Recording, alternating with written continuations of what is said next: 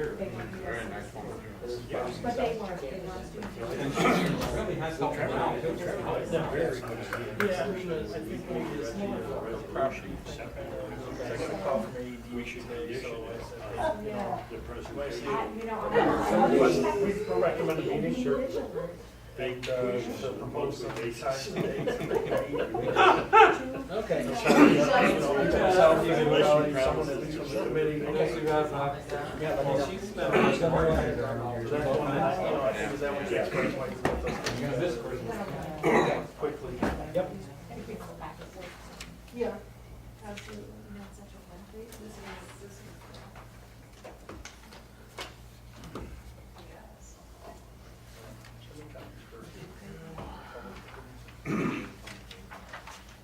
Big one. Yeah. There's something on here from projects in water wastewater? I think so. Might be. The thing is, Then again, might not. Huh? Yeah, okay. I asked them to make 2 more copies of he this was report. like. Anybody want friend of ours. to, Yep. Copies of, what he's gonna report on tonight? About the waste, you know, and So, all the chemicals and all that. is that the one we got from before, or is this? It's all the same stuff that we've had before, I just asked Scott to present it. Oh, So if anybody else has any it's other the stuff that questions. we've They're done over, trying for Yeah. impersonation, but they're not sure they have it. well, it's a good thing I'm not designing. Let's do everything. I mean, Yeah. But it was equally as. how can you still prioritize innovations?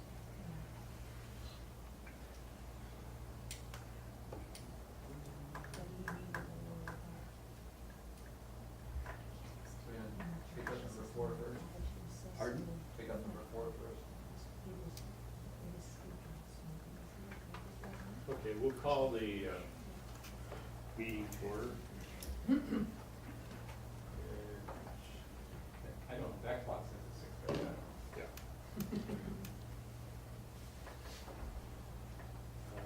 Scott is out of the room, I'll move to number 2 and just make a brief report on the gas line project on the Banker Road.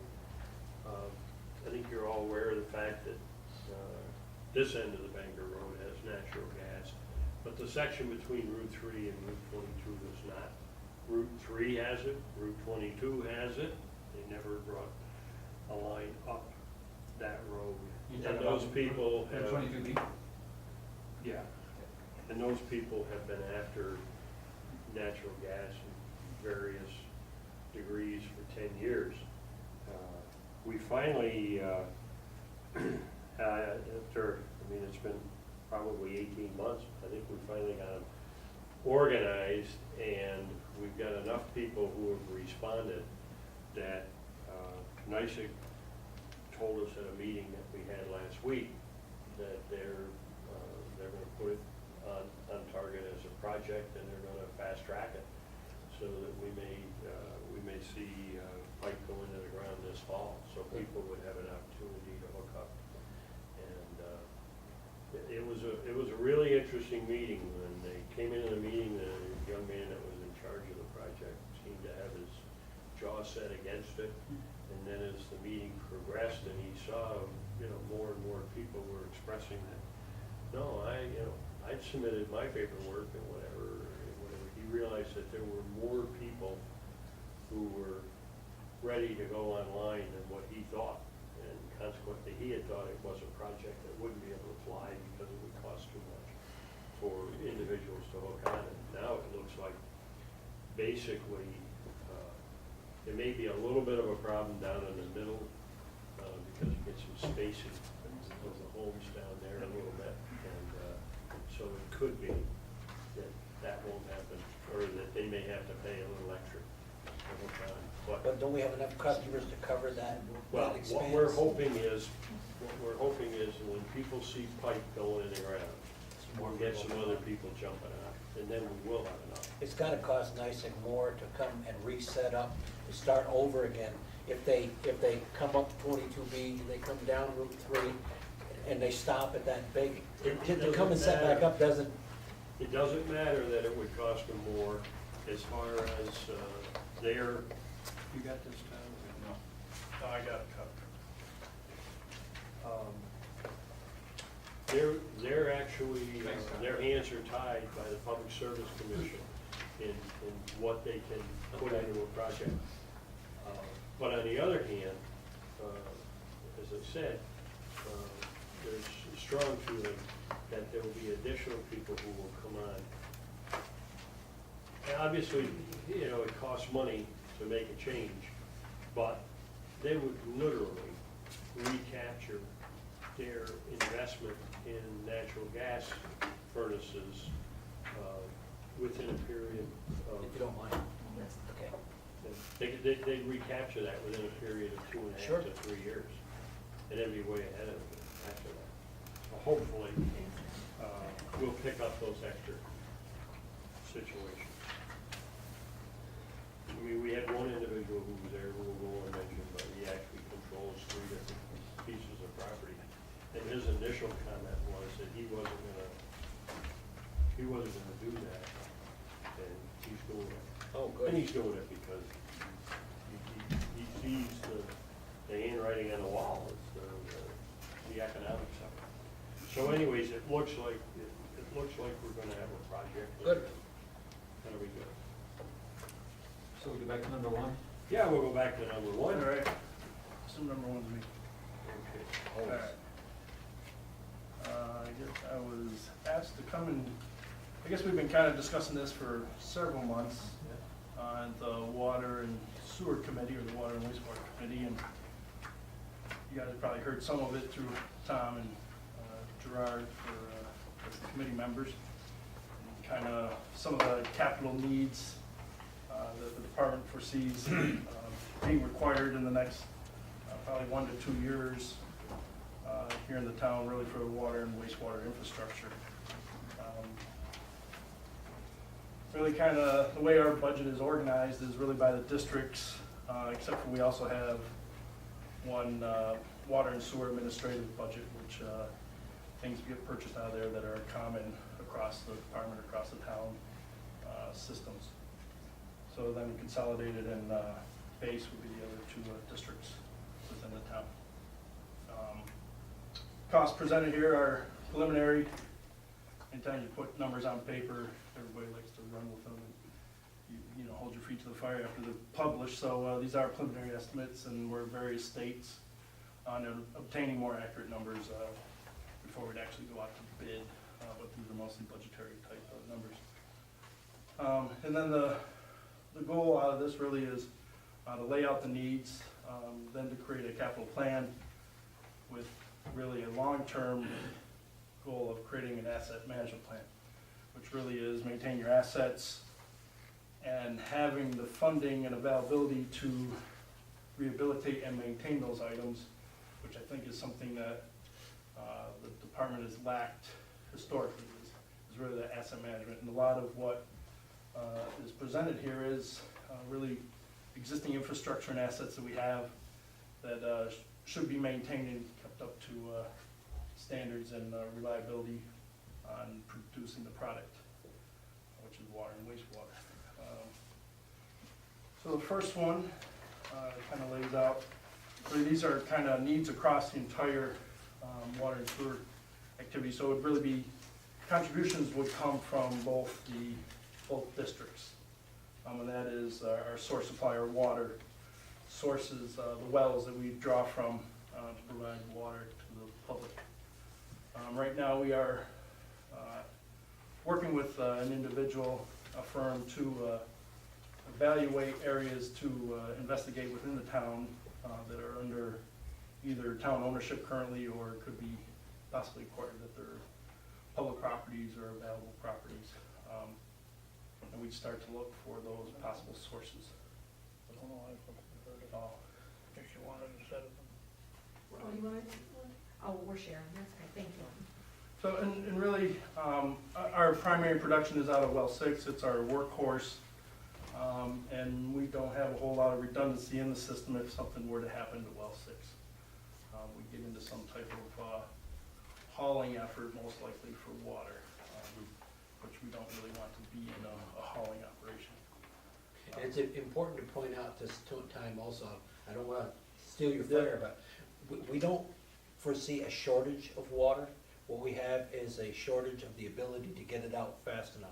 We're pumping 2 million gallons a day. Yeah, that's kind of where we peak out, and during the hot days that we've experienced this summer, we maxed out because we have the ability to distribute more than we actually can pump out. We were distributing more than we were able to produce, and the demand was about 2.5 million, and we can easily do about 2 million when we start to peak out then. And then we draw off of our storage, our supply capacity.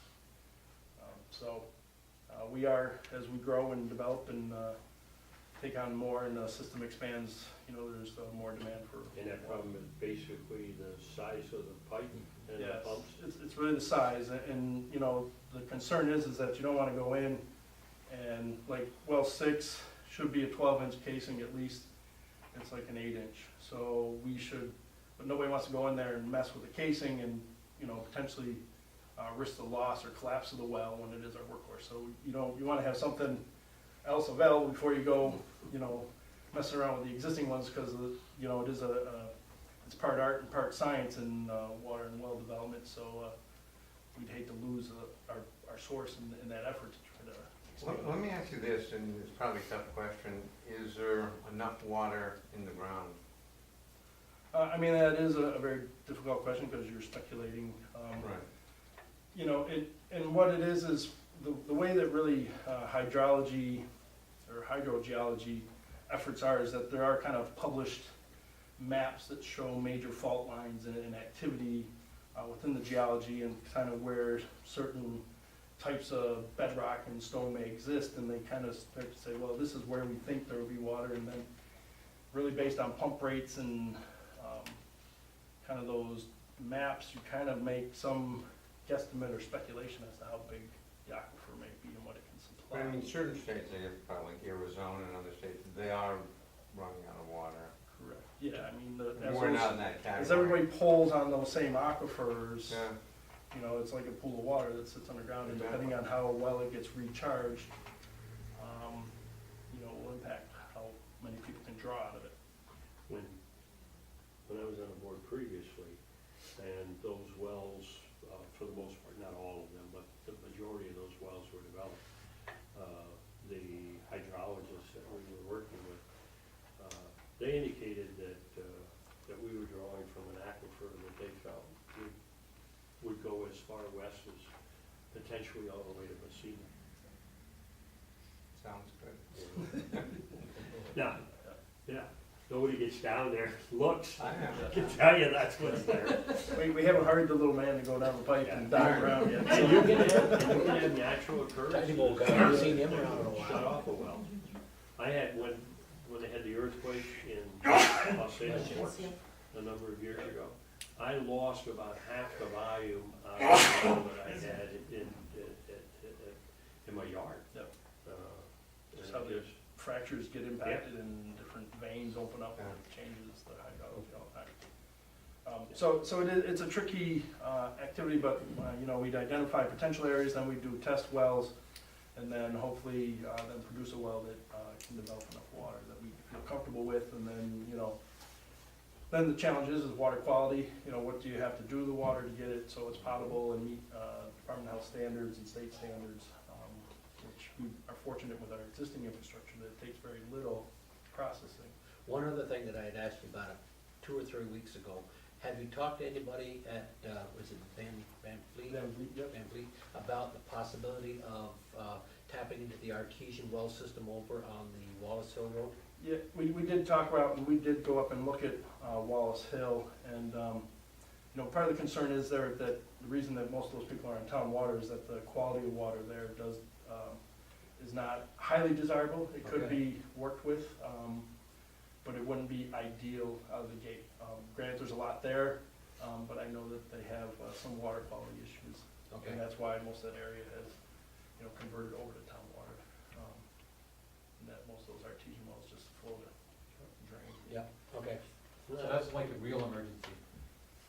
Yeah, and we can't go around and, put a giant manifold up on Wallace Hill and sip off everybody's well with their artesian overflow. You know, that's not realistic. No, I had received a call from somebody out there that said, why aren't you guys taking advantage of the water that's just running into the ditches out here? There's like 4 artesian wells out there that are just dumping out a couple of 100 gallons a minute or something into the ditch because it's overflow. To the average. But they're private wells. And to the average person, it looks like a lot of water, you know. That's plenty of water for a house, you know, but it's a pittance when you come to. Yeah, I mean, most of our wells Talking produce about a anywhere water from system. 300 to 400 gallons per minute, you know, so, What's it, Okay. 6 is producing, what, 750? yep. I wanted to bring that up because Yep. we had talked about it and I thought it should Came come up, out in yep. open. Yep. Alright. And then the hope would be is once we find an additional source, then we feel comfortable going around and trying to expand and rehabilitate our existing stuff. Whether it be making the casings larger, going in and doing some fracturing, which opens up the veins, produces more. So the amount here is the guesstimate for what it would take to Yeah, I look mean, for a really, well. look, look for and, another area. you know, if everything goes well, you know, there's a lot of variables that this $500,000 or 500,000 is, that would be a well, and a pump, most likely, and some of the exploratory work. Because you said you have to, gonna do test wells. Yep. This wouldn't be the test well. But that price is included in that. It's included. Yep. Right, So so some the of the areas that you exploratory- identified that possibly would be good, Yep. this would be what it would do to check out one. No, we think we'd be able to evaluate most of the options, you know, depending, we'd have to prioritize them, and, you know, we'd go after 2 or 3 locations possibly at first. And then, and that price is included in here. Okay. Plus, the hopes that one of those is worth putting in, you know, doing further, to actually develop a well, place a well in that location. And then at that point, you determine what size, whether 12, 8, or whatever Um, casing you put in? You know, you kind of do that off of what you think you're getting into and the size, but our hopes would be is we'd go with the 12-inch and try to produce as much of a location as possible, you know, if it warrants those kind of pump rates. And if this is in a location a little distant from where we are, then we're going to need to develop other. Yeah, you may need to, you know, and that's like I said, Infrastructure to the get water it quality where would drive what infrastructure you may need, if you have to do iron removal or something like that, you know, which is much more elaborate process than just, you know, pumping some chlorine and fluoride in and off it goes. And it would depend on, you know, its proximity to the distribution system, and, you know, there's a lot of variables at play with, you know, once you find the spot, and then how do you get the spot, the well into the distribution system, and then do you have to handle and process the water much to get it into the distribution system? So this wouldn't necessarily include the cost of getting into the distribution system? Correct. Should it be? Okay. It's just to develop the source, which is really what the Okay. line item is to find the source. Next one, radio read meters. Radio reads is really, as we convert and change our standards and really the meter technology changes and evolves, we are converting to radio reads. It is now a town standard, but we have some 4,000 accounts that are out there that need to be brought up to that standard. The activities, you know, there's a lot of efficiency gained with that. Most of the meters that are in place now are fairly old, probably beyond recommended water meter life expectancy for accuracy. Granted, you know, a lot of times it's within a little bit, but you add up a little bit across the entire system and it starts to become larger dollars. You do have a lot of return on your investment with meters because they are kind of our cash register for the department. So, And up to this point, when you have replaced them, you found that there has been a difference. yeah, and there's various systems and age of meters and types of meters and all things out there, especially as we've taken over bits and pieces of different areas and may have been on different standards historically, that a lot of them do require an old mechanical readout that is slowed down or lost its just workings, because it's actually some finite mechanical wheels that turn inside that thing and they just become, you know, eroded or bugs get in there. You know, there's various things that happen to these devices and they slow down. Which then we misrepresent consumption on bills, because we're using that for billing purposes, because we can't get into everybody's house all the time. So, It's only when usually a meter completely fails or that mechanical device completely fails and we get zeros or some very low number that then drives us to investigate it. So then we go in and a lot of times there's some discrepancy that there's a lot more use than really what was reported. You know, almost 100% of the time a meter will slow down, not speed up. So The reason we haven't replaced them is we haven't had money, I can only speculate really as to why there was no effort in the past. I know that some of it is, there's some hassle just getting into people's homes, making those appointments. You may run into plumbing changes that then, you know, you have to decide whether, you know, typically that's the homeowner's responsibility to make that plumbing change. So there may be some resistance to switching meters. And anytime you put a meter out there, you know, there's always questions of what it's doing and, you know, why do I need this and all these good things. So there may have just been some resistance from that standpoint. And also I don't, you know, I know that in the past couple of years, just looking back at budgets and things like that, meter replacement and management was not heavily funded. So it was, you know, I think it was. When you take a look at a price tag of $1.25 million, we've usually said if it's not completely broke, don't fix it. You know, so we've never really Yeah, I mean, it was kind of a run of failure. That's what some people say, however, I've said quite a long time that we should be doing this. It's time to appropriate the money to. It's been a run to bring failure, everybody. so that meter fails, we'll go, and we, historically, that's when it's been replaced. It wasn't, hey, let's go out and hit all Champlain Park, let's hit Wallace Hill, you know, Cliff Haven, let's do total areas. That philosophy really has not been in place. It's been And in the past, it was other objectives that had a higher priority at the time, Yep. so people didn't even have time to figure this out. Yep. So, And we actually found, I mean, we had a pattern of not setting our rates themselves as high as they should have been. So there was there was kind of an orchestrated suppression. yep, yeah, I mean, it's kind of snowballed Of to this cost. point. And you know, recently, I should have brought more And revenue. information on, but there've been in the past 8 to 10 years, there's been systems that have completely failed. And it's now coming to the forefront what it costs the community when their system completely fails. And we can't wait around for that to happen to our system. Our system is 25 plus years old, and we've been running it on a shoestring budget for all of that time. It's time to bite the bullet and say, look, these are some of the improvements that we need to make. We're at our limit as far as pumping it out. We need to make sure that as we are pumping it out, we're getting compensated for what we're selling to the public. So this is another move in that area, getting new radio read readers. Plus, it allows us the opportunity to read from the road. Right? These new meters that we're talking about, it's a drive-by type of read where you don't have to have an employee taking time to park the Physically go truck, to walk the up to the house and get a read off from the remote that's outside your house. It'll reduce on our peeping allegations. Yeah. Which haven't been happening. So this particular amount, and as you said, there's 4,000 accounts.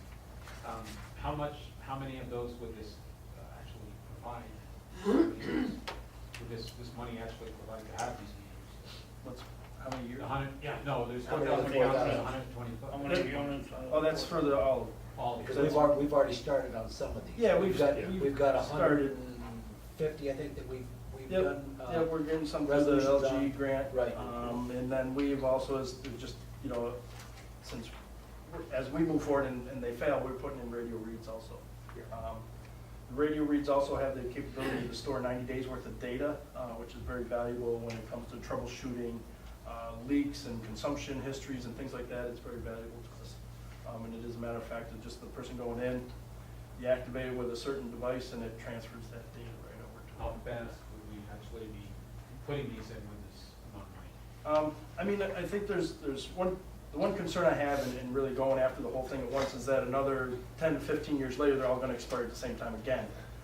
So I think there's a little bit of, you know, maybe let's phase these in and not go for the whole, like a town-wide meter switch out at once, because 10% then, at a time, 20% yeah, at a you know, and I time. think, you know, and that's part of it that we could, you know, I think try to incorporate some of these costs into our ongoing, you know, expense budget versus, you know, having to borrow it or go out. What would you recommend to start with? Would you say do a quarter of them, a third of them? I mean, you know, you'd ideally want to get through, you know, if you did 1,000 a year, it'd be 4 years to take you to do that, you know, and I think you wanna have it in at least as, you know, 5-year period, you know, not any longer than a 5-year Can that be period. managed with the budget we have? Currently? Yeah. No, right now our budget is not full, you know, that's why we're here.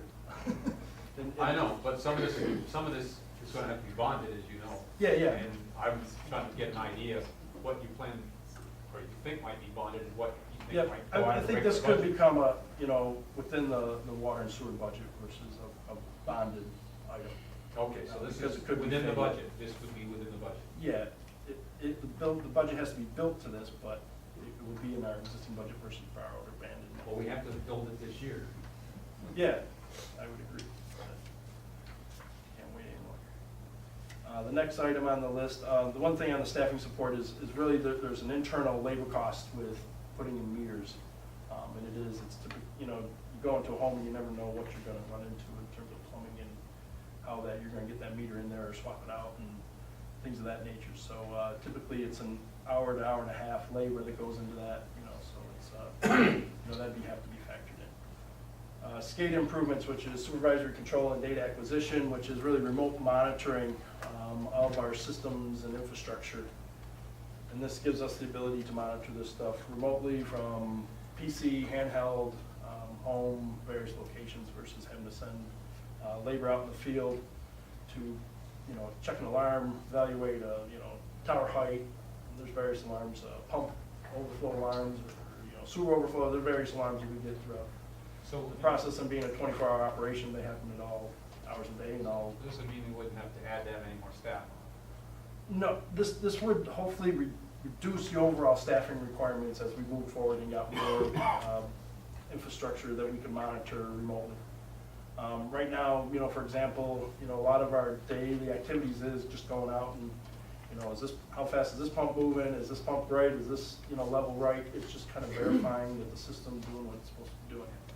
I'm not saying we wouldn't need the staff we have now, Yeah. but because of our expansion and because of constant growth, Yeah.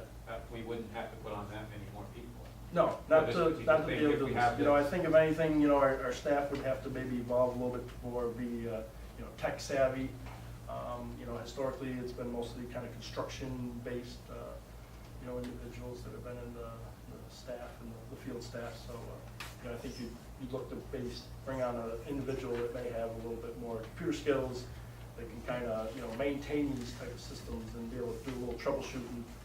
Because they are custom builds, and that's, you know, double-edged sword with any software, you know, custom developed system is that, you know, you kind of get with one group that develops it and works for you, and to date, we've worked with GCS or General Control Systems, and, you know, you kind of get in, you know, where even the smallest things, you rely heavily on them if you don't have the in-house expertise to at least do some troubleshooting. This is kind of a general question. Do have other towns our size done a better job keeping up to speed?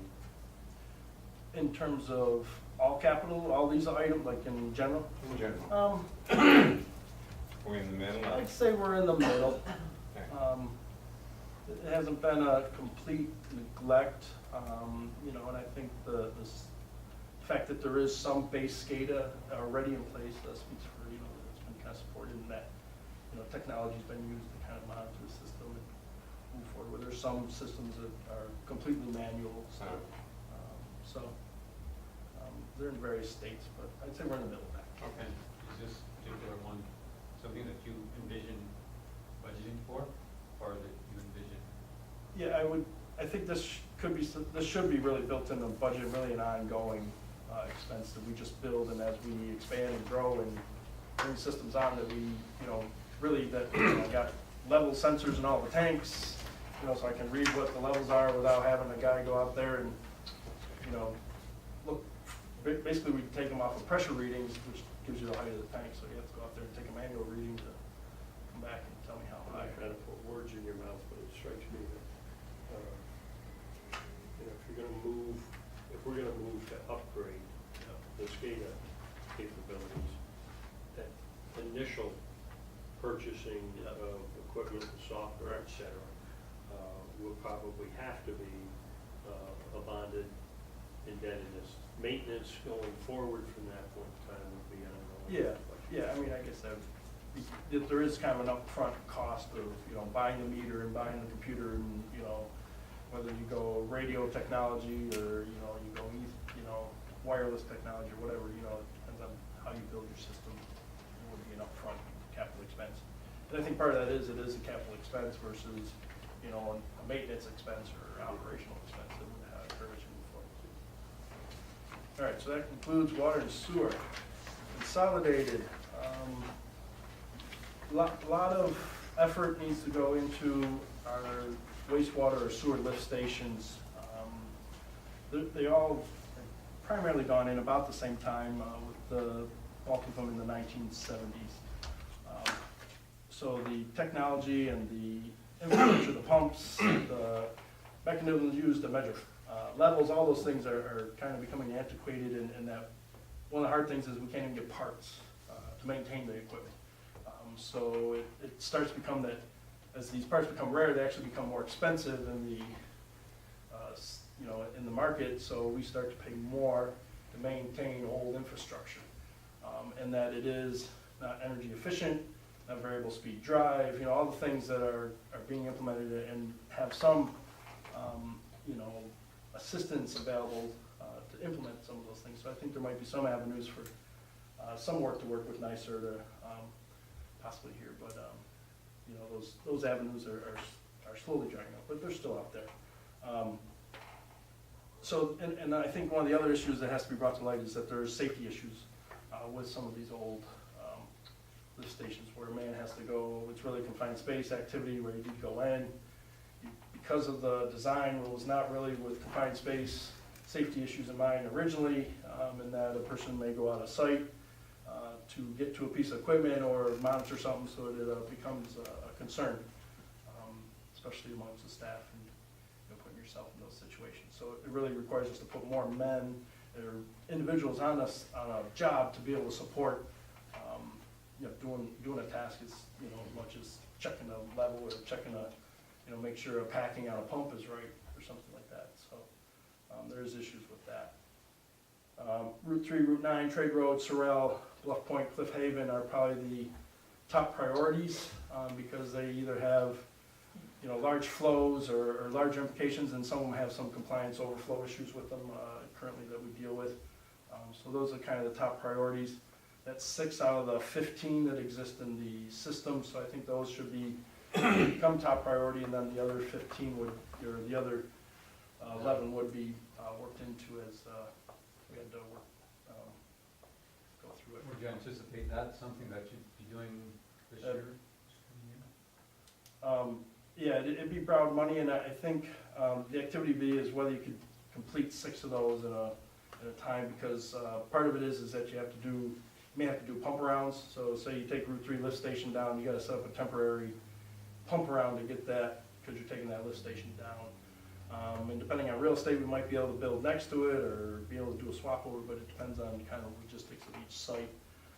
So that would really drive how many of these could be accomplished, I think, within, you know, construction year.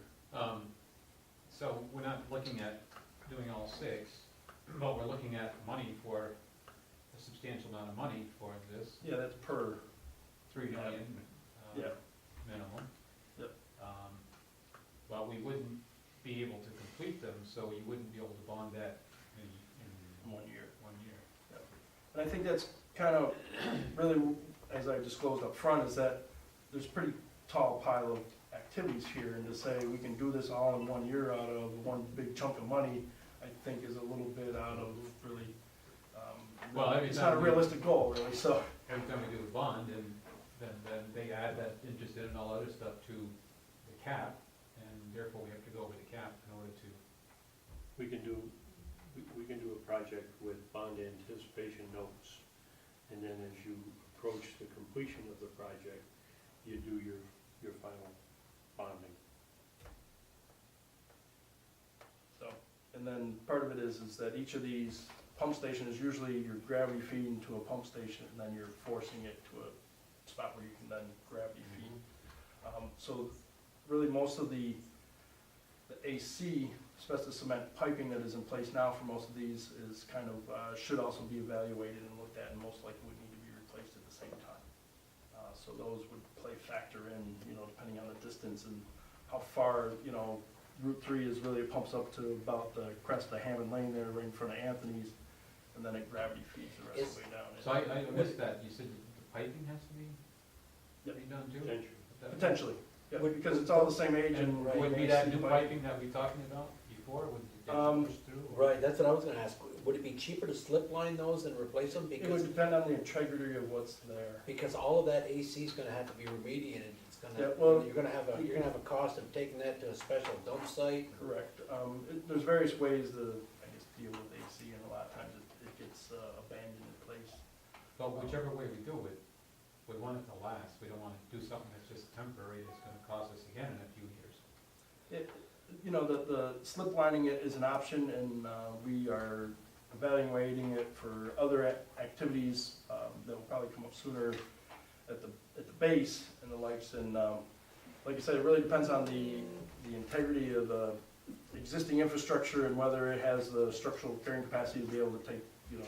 So that would be something that we find out as we went along with each of these projects. Yeah, I mean, you know, we could get some idea when we get in there, and we can camera inspect these things and take down the lift station and clean and jet it and inspect it and get some idea. So realistically, you talking about 2 lift stations a year, or 3?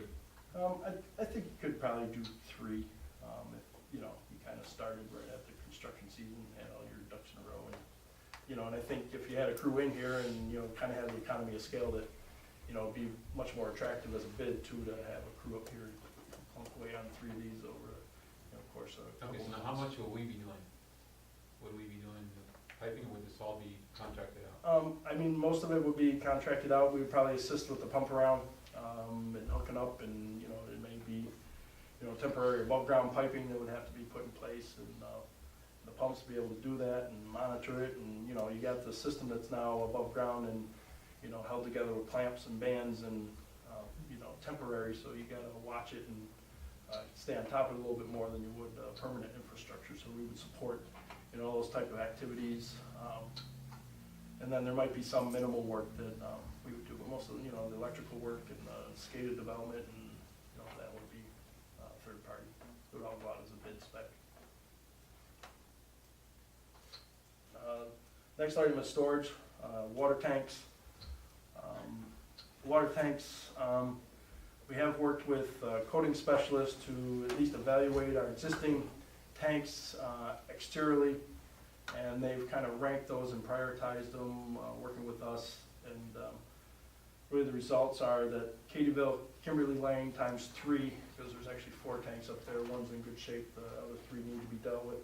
And Hammond Lane, and that priority is what they recommend. Granted, Hammond Lane being an aesthetics issue that, you know, nobody sees the Kimberly Lane tanks, but probably are a little bit more in need of repair, but they're tucked away and hidden, so nobody realizes that they need to be dealt with. When we were talking, I think you said Hammond Lane was the one you were prioritizing. But this is another. Hammond Lane was prioritized amongst myself and I'd say others' input, that it being, you know, an icon as you drive into town, that whether you're coming off the interstate or whatever it be, is that, you know, it sits right there and gives you some idea how we handle our infrastructure. So I think from being a public image and aesthetic view, it would be worth discussing how it fits in the priority. So this would be the start. I mean, there's other ones Yeah, the others would be, or at least probably 2 to 3 years out before they would need additional work. So this is 5 then? 5 tanks. Yes. So we're talking 250 to 500 per tank. Yeah, and it varies, like I said, you know, Katyville would require a temporary tank to go in place, to be able to maintain pressures in the system based on its configuration. It depends on your cell contracts and whether you're maintaining those. Do they have to be maintained and up, which they most likely do. Then they have to go on rigid scaffolding, which rigid scaffolding is probably twice as much as soft or flexible scaffolding, and then depending on whether it needs just a power wash versus sandblasting also drives the scaffolding. And to give you an idea, scaffolding for a flexible scaffolding is roughly $100,000 to $150,000, where rigid scaffolding starts at $250 and starts going. So basically, Katyville is the most expensive. The other ones might be able to use the, No, I'd say Katie'ville, I'd say Hammond, 3 at Hammond Lane are probably the easiest, they're at elevation, they're out of the way, so you don't need full containment because you're not worried about overspray on vehicles and things like that. Versus, you know, Hammond's probably gonna need full, encasement, rigid, because we got cell towers on it. And then Katie'ville doesn't have cell towers, but, needs a temporary tank, and we may be able to get away with just a power, pressure washing at that location also, but it needs, probably the offset would be that we save on scaffolding, but we pay more because we need temporary tank in place, to at least maintain the pressures in the system. So they probably all average out in the end. okay, so we just need about $6-7 million to start. I got a few more pages. Well, okay. I mean, the next one for consolidated is the Katie'ville wastewater treatment facility. It currently works, it's in compliance. It satisfies about 16 homes. Oh, I see. So it's a very small system. So I just put it on the list because it should be at least evaluated. Base district, which is the former Plattsburgh Air Force Base. Really, the storage, as that area grows, and also that it is a little bit isolated, and we rely on a single line that goes under the Saranac River there. And that would give us a little bit more flexibility if there ever was an issue with that line. And the alternate would be is working with the city to supply that area, which historically had been on city water. So I think partly this one probably weighs in a little bit to see how that area develops, and if it does become, you know, hotels and restaurants like that is envisioned for the air base, then I think there's definitely gonna be a need for some water supply out there. Connecticut lift station consolidation. In the long run, there would be a saving here. Really, we can combine the old lift station that was really the Air Force's very old system, consolidate that into the Bluff Point lift station, which is across from Garen's, consolidate those two, do some plumbing, bring those, really eliminate a lift station out of the effort. So then we don't have to maintain the pumps and do checks and all the rounds and, you know, get into the SCADA system and all those things. And you're anticipating all these, like, we budget for the yearly? I mean, there's two things here. There's gonna be an initial large chunk of money to get us up to speed. And then the plan is that these things do go into preventive maintenance cycles, and that we know the life expectancy, and that, you know, we're not trying to evaluate coating all the tanks at once, that we know that, hey, you know, these 3 need to be done, and then, you know, 10 years later or 5 years later, you know, these are tanks that are in the mix, and that it becomes much more predictable. We should put that in the budget. We should put those in the budget now, even though we're gonna need all the Yeah, I mean, you to need to, start. you know, we need to build the budget a little bit for, you know, these ongoing routine expenses that, I would say that, you know, really the budget hasn't been built on preventive maintenance type No. mentality. It's been really a run to failure, and then let's fix it and throw some money at it, and then we'll just move on. Tell me this, are there any, with other towns, are there any financial models that integrate the rate we charge for water and how often we would be replacing things? I mean, there doesn't, from what I've seen, and I've looked at a bit of this stuff since coming on board, there isn't a pure, like, you know, here's how much water I need, here's how many pump stations, here's, you know, this, and here's your water rate. That it really is a function of really how we've organized ourselves plays a part in how really the cost of running the business, really. So it does become almost, you know, town-specific in a lot of respects as to how your rates. Is there any, say, There's model just so town? many different ways to charge rates too. I mean, every town does it, you know, flat rates and changing rates based on usage, and, you know, there's just. But nobody has We were the rates. best town in New York in water, in providing water 2 years ago. Well, we weren't replacing anything. No, but it is, I think what was said, it's town specific, and it's also driven in large part by what's the age of the infrastructure, what kind of maintenance has gone on with that infrastructure. You know, I mean, when I look at the base and, you know, I mean, we had things like, they tore down a water tower. Well, they didn't, you know, push the military to replace that. How are you gonna redevelop the area if you needed water and you just had to tear down a water tower and you leave it for somebody else? You know, so we've got, and that's a very aged system. That's a system that was put in the ground in '52 and '53. When they inspected the sewer systems and the storm drain systems, I don't think that they did the kind of in-depth inspection that we did. Because if we'd have known that we were looking at over $1 million in repairs just in that 30,000 linear foot area that was inspected, I don't think we'd have been as quick to say that we're going to take over any of that infrastructure unless it was all made whole again. I know that there were studies done by the Air Force and it was turned over and we were offered the videos and everything else, but I really don't think it was looked at with any kind of great care. So now we're looking at a point where we have to make repairs because we're paying for groundwater going to the city. And it's not cheap, so. Well, not only that, I think it's an insolvent process.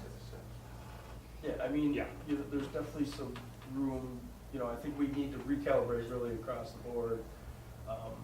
You know, really kind of the structure of, you know, our fees and really our budget and how it's organized to be able to be more, you know, really the goals of, you know, what you want to have is a sustainable system. You know, it's kind of an overused word, but sustainability is very popular and you want to be. Kind of important too. Yes, you know, especially when it comes to, you know, a system like water, Yeah.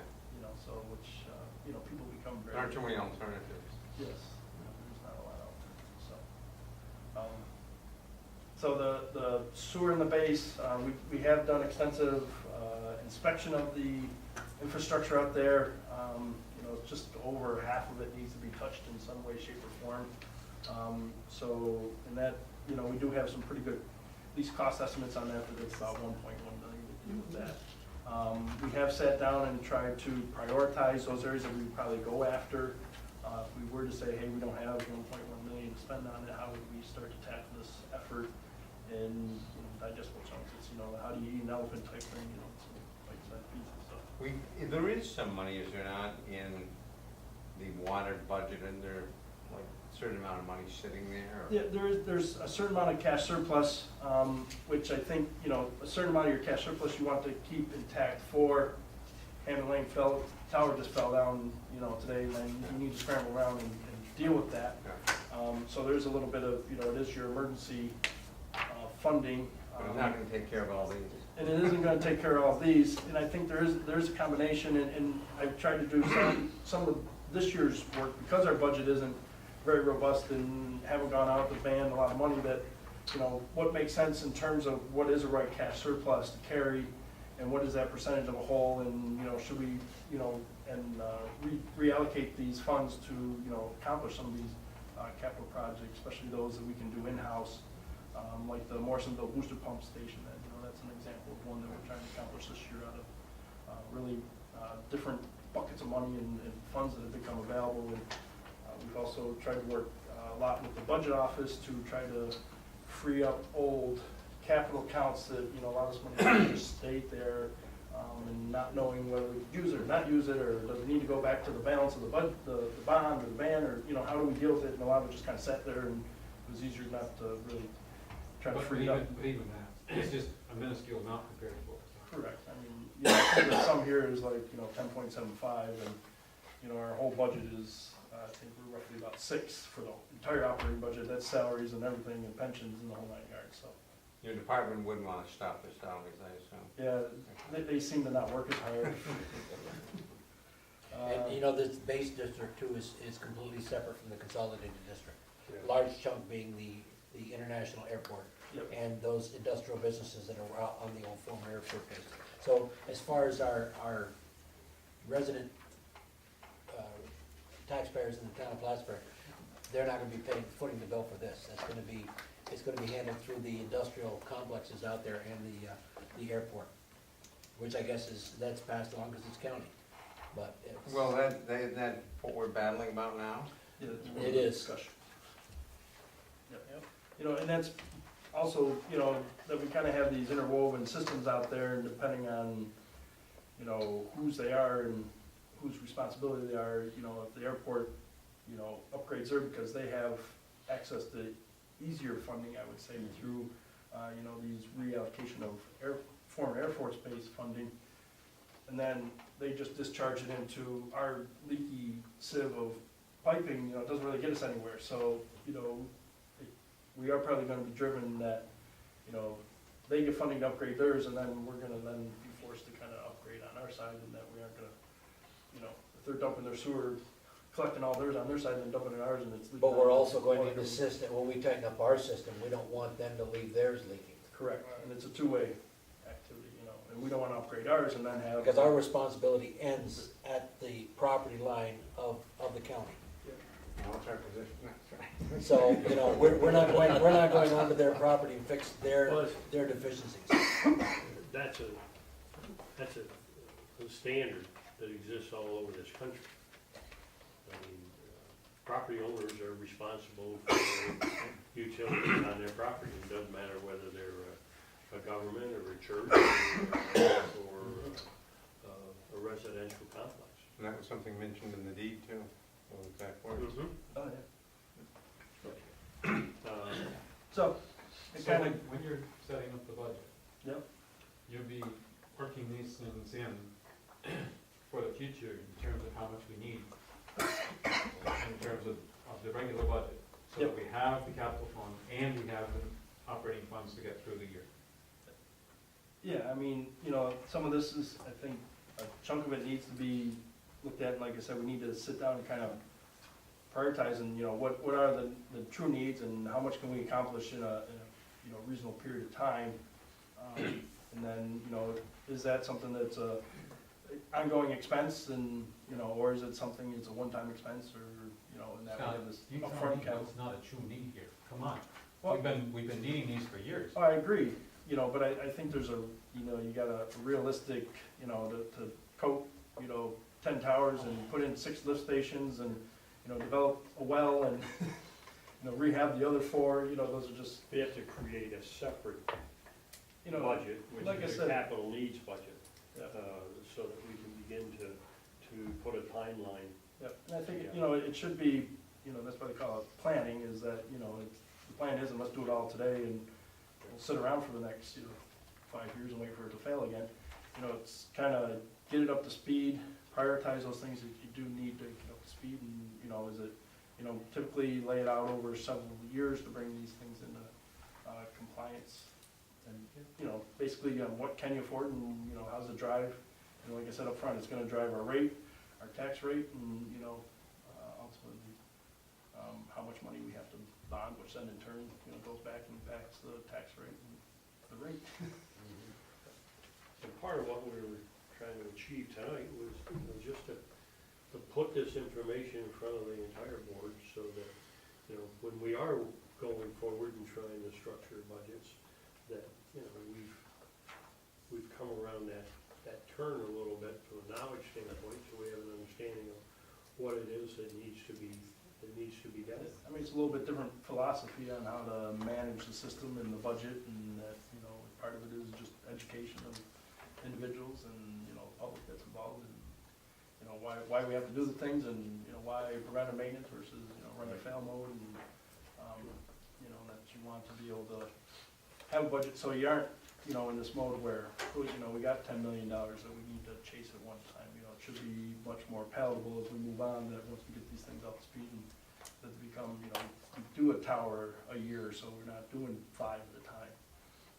You know, and some of that can then stabilize, you know, you can kind of stabilize and predict your rates, and things of that nature. I think it's obvious what it is, because when the power goes out, or when you have a garbage strike in the city, it's not livable. If you don't have drinkable water, you're not gonna survive. I mean, these are actual survival things. Now, granted, around this area, we could survive for a while, basis versus a city, but we're still so dependent on this that we have to make sure that it's constantly updated, it's not Yeah, I mean, I think there's really just a certain obligation within maintaining a system like that, that it is, you know, the expectation is when you turn on your tap, water comes out of it, and that it's safe, drinkable, and, you know, aesthetically pleasing, and all those good things that people expect from water in the Northeast especially. So, I think that was well said.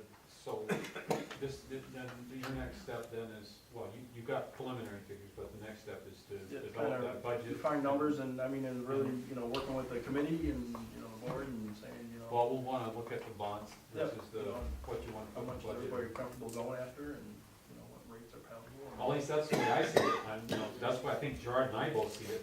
I don't know how, you know, the rest of the board would see it, but this is priority. I think we'd love to be able to have the means to do it all right off, but I don't think it's not feasible. So I think, again, we have to prioritize. The way I'm looking at it is, priority is being able to supply water to everybody who's presently getting water, and not forcing businesses to look somewhere else because we say to a business that needs to come in and wants a substantial amount of water, we can't supply you. You're gonna have to look somewhere else because we can't supply you. So I think that being able to meet the needs that we've got and a reasonable increase in that supply is top of the priority. The second most is that we're not paying for water, groundwater, to have that processed by the city. So our two biggest deficiency areas are we're not able to get the water out of the ground fast enough, and we're not keeping it contained when we send it to be treated.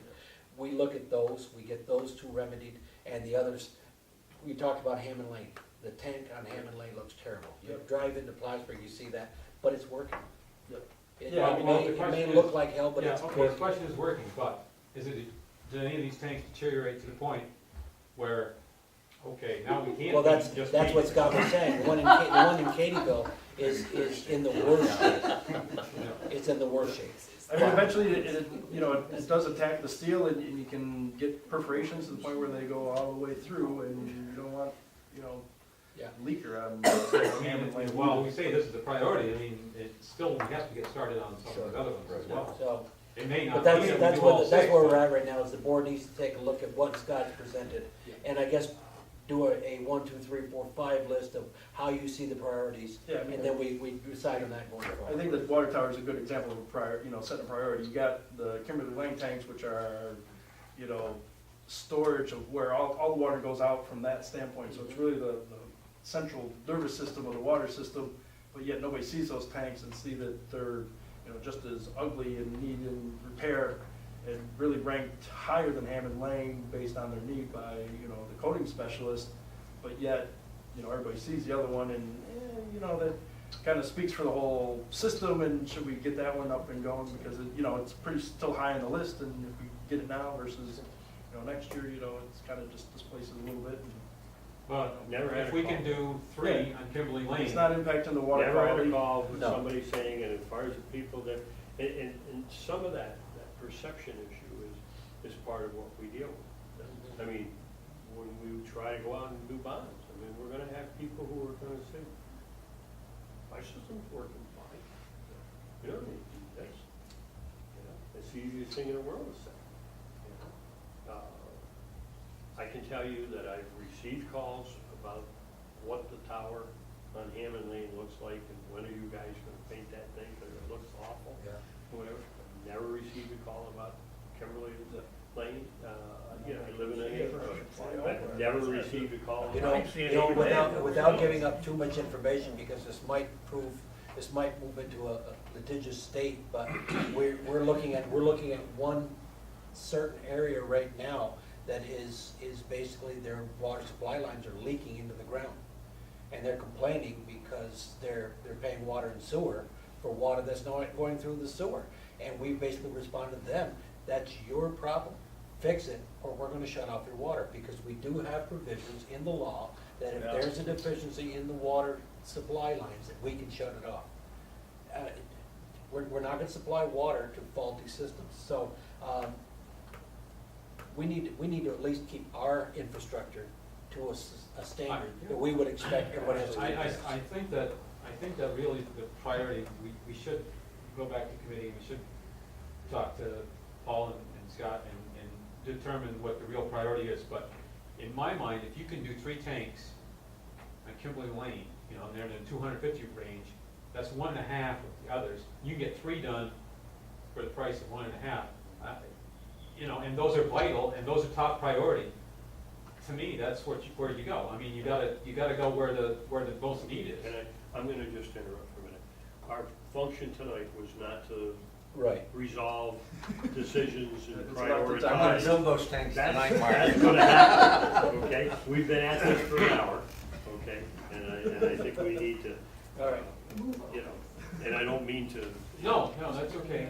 Tell you you're wrong. As long as we go back, You're right. our committee will meet, and we'll talk with Scott, and, you know, as we do it, and, he'll probably know what my priorities are, but I don't know. Thanks, Scott. Yeah, thank you, Scott. Thank you very much. Yep. A lot of work into that. Yeah, no, I was on vacation last week. Good advice. Some guys read novels. Okay, next item on our agenda is lighting districts, and Paul has mentioned to me that he wants to hold off until Bernie's back Yep. before he makes September 10th. that presentation. So Yep. that's gonna be on September 10th. Yep. Yep. The next order of business is a little bit of sadness associated with it, in the sense that we have a letter of resignation from Tamber, be leaving the planning department. I'll just read it. I'm writing to announce my resignation from the town of Plattsburgh Planning Department effective Friday, September 7th, 2012. This is not an easy decision to make on my part. The last 4 years have been very rewarding. I've enjoyed working for the town and the planning department. Thank you for the opportunities for growth that you provided me. I wish to continue fulfilling my responsibilities completely until my final day, September 7th. I wish the town of Plattsburgh and planning department the best of luck in the future. Sincerely, Tamber L. Sharp. We will have, in the back of your packets, there's a sample, or, you know, a draft of the resolution, and that will be dealt with at our meeting on the 4th of September. Now, did you Now, put I've that already extra thing in received, there? well, I already received one suggestion from the planning department, and that is that we should condition acceptance of her resignation on the promise that monthly there will be baked goods delivered. Yeah, and Tamara did a lot more than just work for the planning department. She was vital with the Relay for Life activities at the town plan. She took on a lot of other responsibilities that other employees had kind of said, I've done it before, I don't want to do it. Tamara always stepped up to the plate and said, I'll try it, I'll take it on. And, she's going to be missed. She did a lot from around.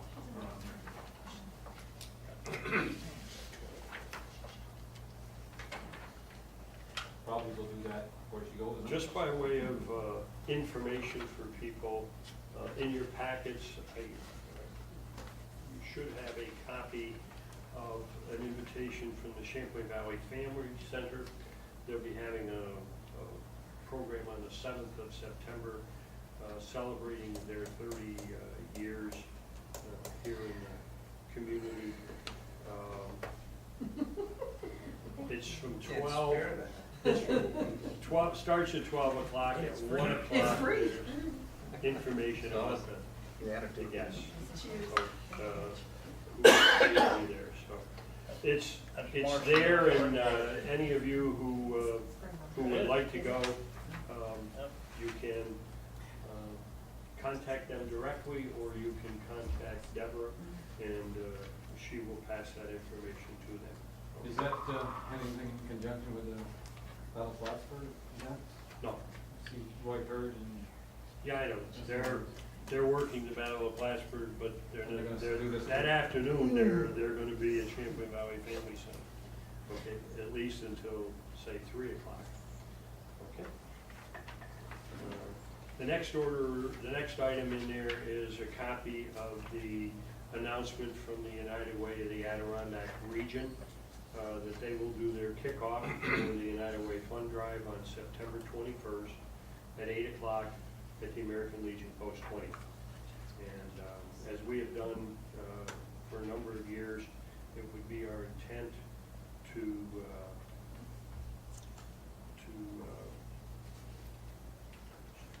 flesh out a table of people who would be supporting the endeavor. Okay, and the cost is there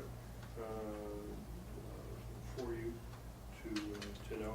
And again, you can RSVP directly to the United Way, or you could contact Deborah and she'll. Probably contacting Deborah would be preferable in one respect. It would give her an idea of where we are in regards to filling out a So table. probably then we should require yes or no. So. Good idea. Okay. I think that would be a very good idea. Okay.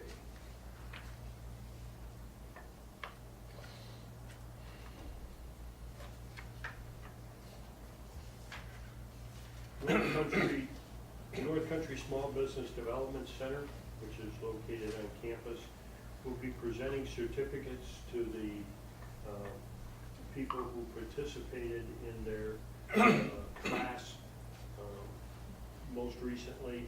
These are people who were part of our microeconomic grant program, and that will take place at 6:35 on a week from tonight. Okay. I had the occasion to just run into one of the people who attended the class, and the lady's comment was, if they'd have told her on the first night that she wasn't going to get a grant, she said, I would have stayed and taken the course. It was that good. I learned a ton about how to run my business and stuff. So she was very pleased with everything. As we keep working on just giving you heads up on where we're going with some of the things, I know, Tom, you had a question about zoning rewrite. There will be that will be on the agenda for the work session on 9/10. You may want to approach Phil with a discussion about whether or not there should be a committee meeting before that time. I've already sent him an email, he ignored it.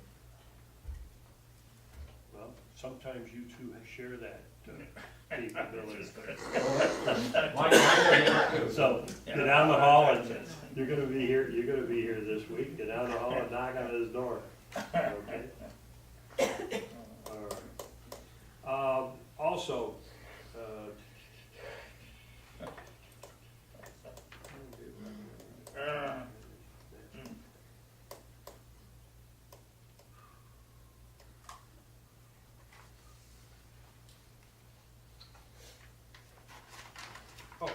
excuse me, took me a minute to recognize what this was. We have, Bernie has scheduled for 10 o'clock on the 27th, a roundtable which will be for the purpose of discussing the economic development strategic master plan for the town of Plattsburgh. And that will go from 10 to 12 p.m.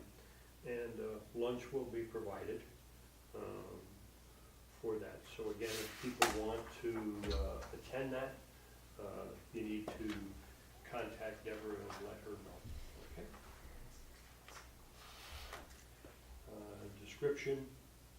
Job description of a finance manager has gone to Alan Gibson at Clinton County Personnel Department, and it's an issue for him to review and get back to us with what he would see to be the potential job description for such a position. Also, FEMA letters. It's interesting, I was watching television a little bit before I came back tonight, and boy, in Vermont they're not happy with FEMA, and yet, for the most part, FEMA really, we've had very good work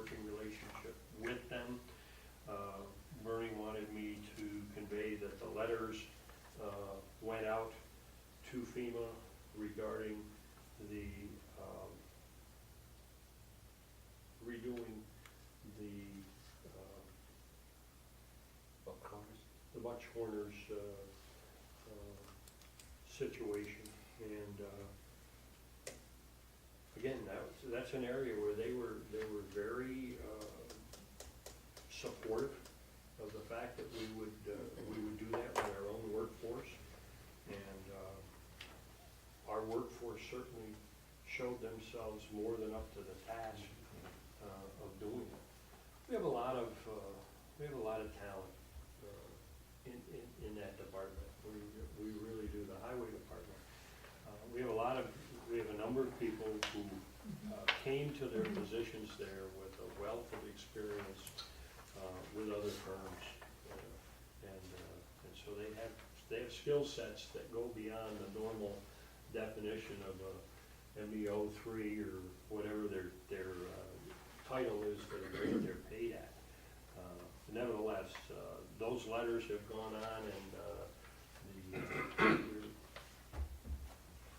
things happen in accordance with what has happened along the way for us. We should see those funds before the year closes. On our draft resolutions, we actually have, it's not a draft resolution, we have an actual resolution on the online disconnects. And we want to act on that tonight because there is a change in cost on those disconnects that's going to occur before or right after the end of August. So if we pass this tonight, we can stand to save ourselves some money. And Rick, you got that in front of you? Resolution 12252, authorizing the purchase of energy-only inline disconnects. No. That doesn't have all the prices in it. This is got, Oh, okay. that's one. Oh, was it a replacement, was it a replacement one, did you get that?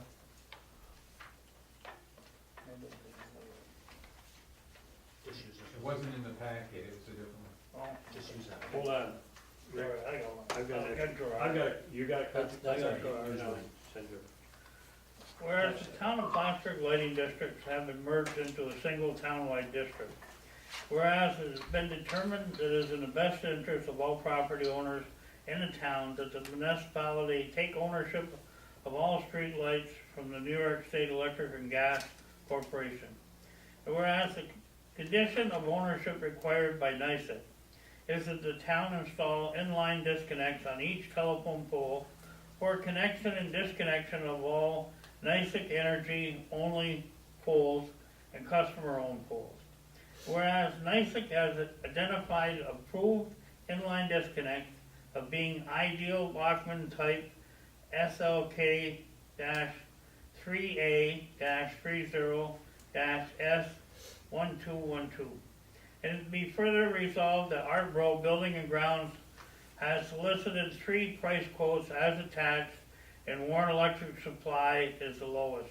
Therefore be resolved that the town board does hereby authorize the purchase of 1,300 ideal Bachmann type disconnects to be purchased, and the budget officer is authorized to transfer funds from SL 15182.2000 in the amount not to exceed $18,500 for said purchase. And it be further resolved that a copy of this resolution be given to the budget officer and to Mr. Bro. I have a motion. So moved. Motion by Councilor Lemoy, second. Second. Second by Councilor Renadette. Any discussion? Is the wording in there, it's the lowest bid for Warren Electric? It's not in the copy that I have. No, Rick added it. Yeah. And I think appropriately so. Yeah. Because it's not in the original one. Right, No, because. I added it into it, so. Right, that is, you have the documentation in front of you that shows it. Right, Warren that's the Electric lowest, was but I just wanna make sure it's in here. We Yeah. need to make sure that that's amended to have it in there. Okay. Any other discussion? Roll call? Thomas Wood, Yes. Martin Manick, Yes? Paul Lemoy, Yes. Gerard Renadette. Yes. Carried. And the only other thing that you have in that packet is the draft of the resolution from Chamber, lacking the suggestions of the plan. Yeah, well,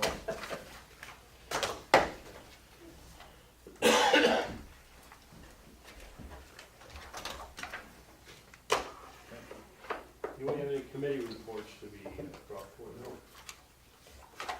No. no. All right. Scott took care of ours. Pardon? Scott took care of ours. Yeah, Scott we- took care of it. that was our report. Okay. We don't have an executive session. Motion to adjourn. So moved. Moved by Councilor Renadette, seconded by Councilor Wood. Discussion? Roll call. Thomas Wood, Yes. Martin Manick, Yes. Paul Lemoy, Yes. Gerard Renadette. Yes. Yes. Carried. We don't normally do one. And we'll show that the meeting closed at 7:44.